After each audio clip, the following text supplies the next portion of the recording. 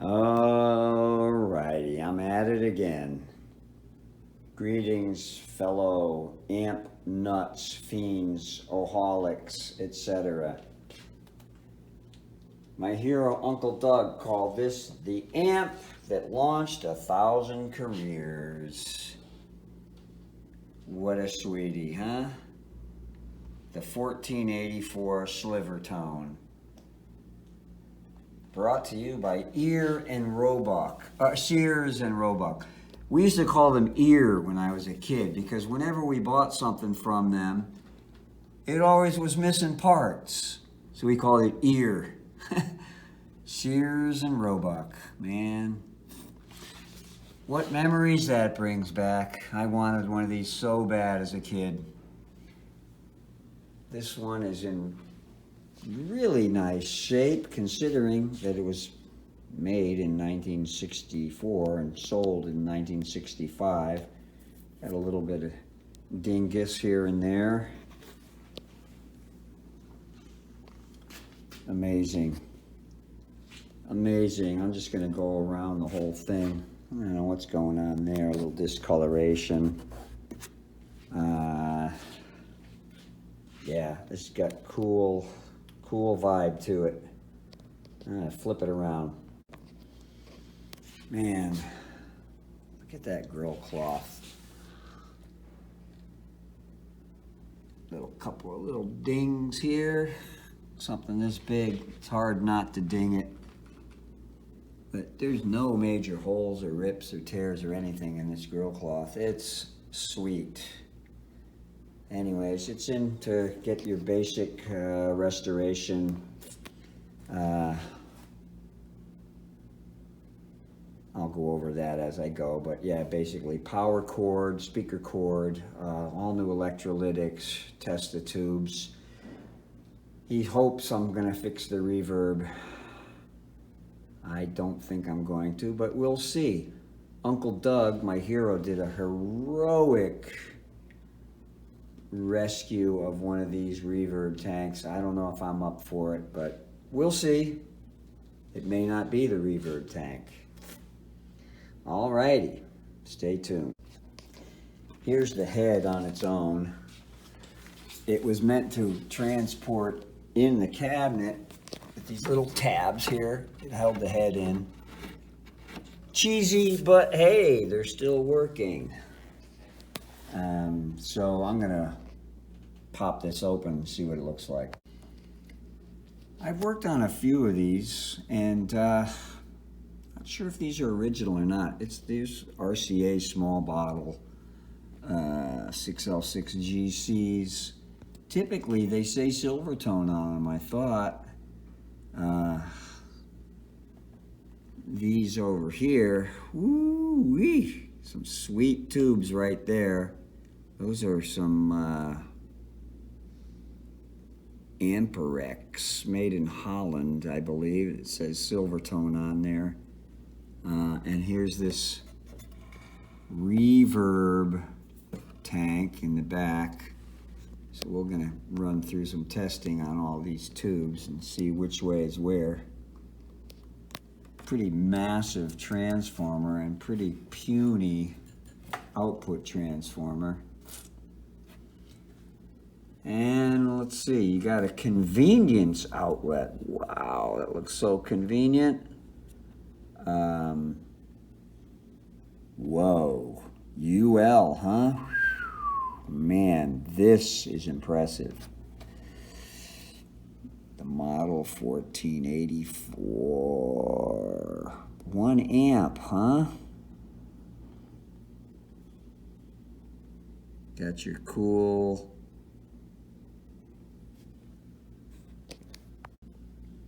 I'm gonna block the serial number. But anyway, there's your cool Sears badge and everything, and you can see all the cool pots and stuff lurking in the back there as they rest. Alrighty.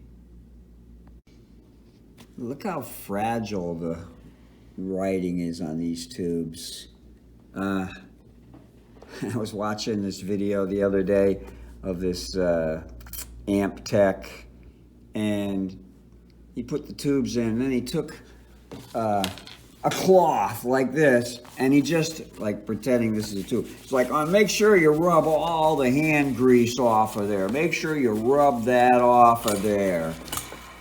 And I was like, I was just quaking. There goes all that nice vintage writing and information right off of that tube. And I guess he never dealt with old tubes like this. Anyway, rant over. Don't take the rag and rub the oil off of the tube. It doesn't hurt anything. That's an old wives' tale. I don't know why they call it old wives' tale. I thought old wives were smart. Okay, anyway, rant over, moving on. And like magic, here's the new cap can wired in with the resistors properly wired in, grounded. You got your ground there. Sorry for the camera work. Got your ground there, your B plus. This vinyl wire is so melty, the ends. So I took and just tipped the ends with heat shrink here. So I preserved the length of the wire. Not that I needed to. I could have hacked them off and put a new one, but this keeps it from melting for future references. So there it is. All right, onward. All right, so I've wired in the Silvertone electrolytic cap, and before I do the other caps, and I've also of course wired in the three-way plug AC cord, and I got a blown pilot light bulb, but I'm gonna just fire it up right now before I do anything more, so that if there is some shorts going on in here, I will be able to ferret it out easier than having to backtrack all the way through the amp. So here, I got it plugged into my current limiter, which I brought from home. Got it plugged into my frankincense variac, and it's turned all the way down, and I'm going to just fire that up. Now bear in mind, there is no pilot lamp on the amp. I'm going to turn it up to about maybe, I don't know, 20%. Got no glow here. The tubes are not getting enough juice to light up, but that's good. I'm just checking for any glow. Turning it up about halfway now. I do see just a tiny glow in that 6V6. Here's my signal generator. All right, I'm gonna put it up to the whole 110 here now. Got it up to, or 120, whatever. And yeah, I got sound. All right, I'm gonna shut it down.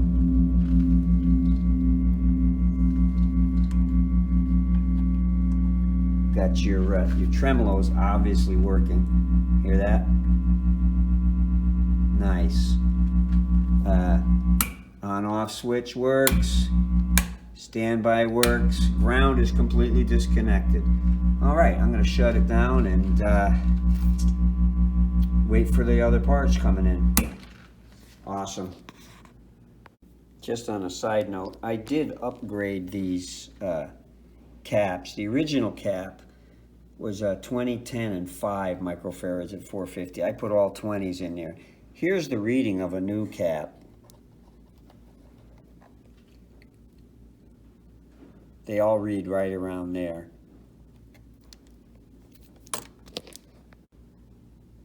Now, to be fair, these 3 caps here read okay. That one's a little high, but they read This one looks like it's not. Yeah, they're okay. 20. That's double what the other one was reading, but still okay. 20, 10, and 5. So they read okay. This is preventative because they are decades old and need to be replaced. So now this new one will last decades. Alrighty. All right, folks. I'm going to replace all these reds. Got the stuff from Silvertone, and I am not going to disturb these original solder joints here. I'm going to do the little loop here. Alrighty. I'll let someone else someday down the road disturb or molest those solder joints. So here we go. As always, a nice mechanical connection was had by all. Next. All right, I got 3 done. Nice. Now on to these big suckers. You notice that they're physically much smaller. They become more efficient at making these. And the other thing is that I've been testing the related resistors. I'm not going to go through this whole rat's nest and test all these unless there's a problem spot. I mean, I could, but no, I'm not getting rich off this anyway. So anyways, I'm going to go on to these here. Alrighty. And like magic, we got 2 more in there. I know a lot of you know this already, but make sure that these are polarized. The arrow is going to ground. All right? See, so here you got a negative over here, minus. And that will be an arrow on the more modern replacement caps. So just make sure you pay attention to that, because otherwise you're going to have smoke with no mirrors. Alrighty. Alright, I've got all these filter caps replaced, and before I do anything else, I'm going to plug this in to my current limiter variac and slowly dial it up just to make sure there are no weird shorts or anything untoward that my fumbling has created. All right, so here we go. I've got the switches on operating. I've got it plugged into my variac, my frankincense variac turned down into my current limiter, just in case there's any shorts that need lengthening. And here we go. I'm going to turn it on. I'll put up about 15%. Just wait and see if anything crazy. I like to be a little overcautious on this part of the restoration. All right, so everything looking good. I'm going to crank it up a little bit more, put it up about another quarter. Still nothing, no light on the tubes yet, if I'm being optimistic, but hey, I'm an eternal optimist. Okay, speaking of optimists, I'm going to crank it up some more. What did the optimists say when he jumped off the building, 50-story building? They heard him 20 stories down yelling, "So far, so good." Now I got a little glow. And I'll put it up all the way. It's up all the way. And let's see.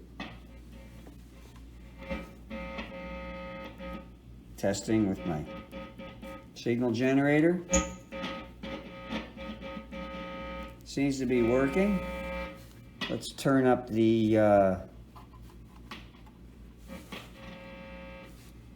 Okay, channel 2. Whoa, that's the reverb tank making that god-awful noise. Turn that off.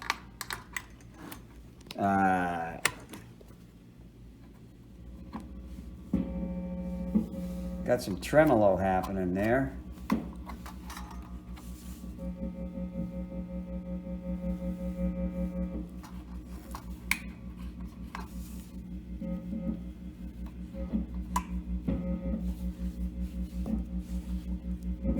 Well, that looks pretty good. I'm going to plug a guitar in and see what that sounds like. All right, well, I plugged that sucker in and it cranks. The only thing left to do now, I have to replace the pilot light.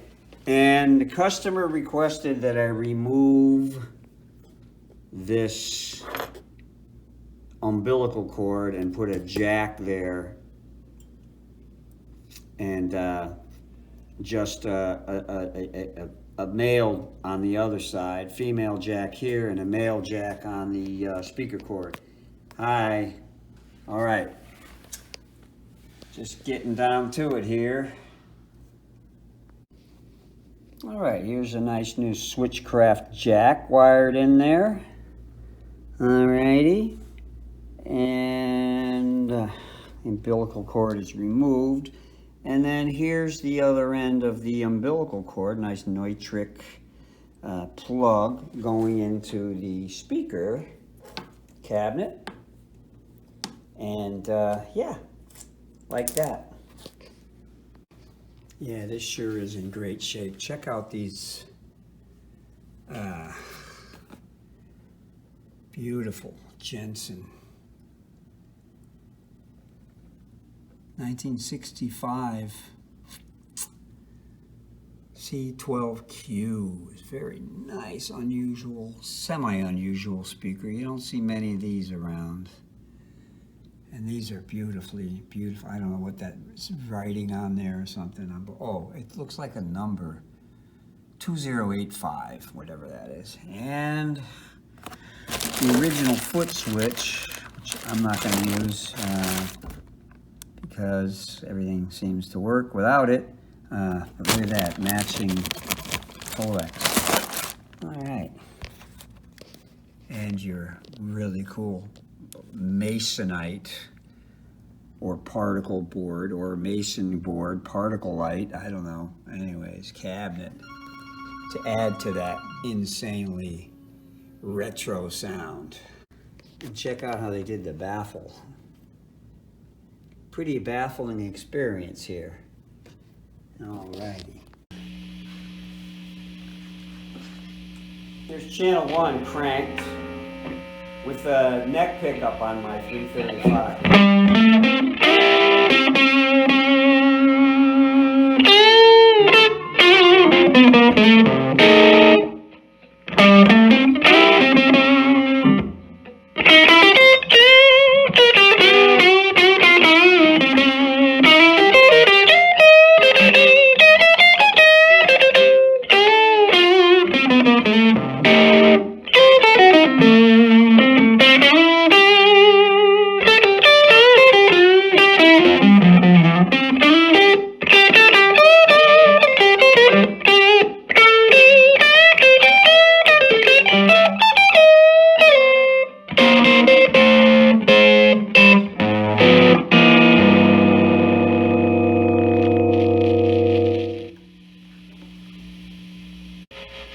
Here's channel 2 with the tremolo strength all the way up at the slowest speed and about a little over halfway up.